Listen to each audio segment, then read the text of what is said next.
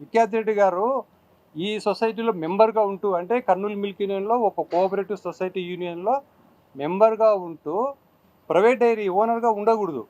Private dairy అంటే జగత్ dairy ఆలగడ్డలో ఉంది, దాంట్లో వర్కింగ్ పార్ట్నర్గా ఉన్నారు. అఖిలప్రియ గారు వచ్చేసి మేనేజింగ్ పార్ట్నర్గా ఉన్నారు.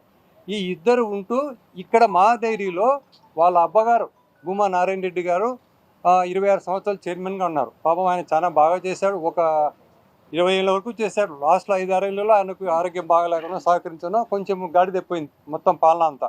ఆ టైంలో వీళ్ళు వచ్చేసరికి వీళ్ళ పీరియడ్లో బలవంతంగా ఆయనతో ₹1,00,00,000 తీసుకున్నారు. ఏది లోను, పాలు సప్లై చేస్తామని. అప్పటికే పాలు సప్లై లేదు, అప్పటికే జగత్ డైరీ మూతపడింది.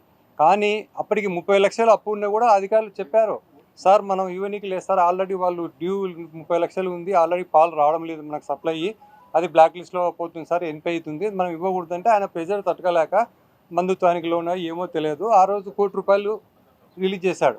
1,30,00,000 ఆ రోజు నుంచి, అంటే 2020 నుంచి ఇప్పటికి వడ్డీ కడితే ఎంత అవుతుంది చెప్పండి బ్రదర్. దొంగ నేనా మీరా? కబ్జా చేసింది నేనా మీరా? మా డబ్బులు, మా డైరీ రైతు డబ్బులు మీరు 1,30,00,000 తీసుకొని మీరు మాటికి పోయేది ఇక్కడ జగన్మోహన్ రెడ్డి గారు దాచుకుంటున్నారంటే 180 లక్షల టర్న్ ఓవర్ ఉండేది, 180 కోట్ల టర్న్ ఓవర్ ఉండేది, 360 కోట్ల టర్న్ ఓవర్ తెస్తే దాచుకోవడమా? 4-5 ఏళ్లలో 50 కోట్ల ప్రాఫిట్ తెస్తే దోసుకోవడమా? నేను వచ్చేసరికి 50 లక్షల సంవత్సరానికి ఆదాయం, ఈరోజు 15 కోట్లు. రాండి ఛాలెంజ్.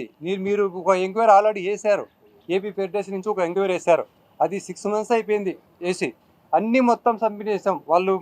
మేము వెళ్ళాము విజయవాడకు, ఎండీ గారు మమ్మల్ని ఎంక్వైరీ చేశారు, మా ఎండీ గారిని ఎంక్వైరీ చేశారు, వాళ్ళకి కావాల్సిన సబ్మిట్ చేసి రికార్డ్స్ అన్ని ఇక్కడ సబ్మిట్ చేశాము. వాళ్ళు మాకు ఇది కాదు సార్, మేము ఎంక్వైరీ చేస్తాం, మీ రికార్డ్స్ ఆలంటే ఇక్కడికి నందాలకు వచ్చారు, మొత్తం ఎంక్వైరీ చేశారు, అది 6 మంత్స్ అయిపోయింది. ఇప్పటి వరకు అతిగతి లేదు. ఆ ఎంక్వైరీ రిజల్ట్ ఏంది?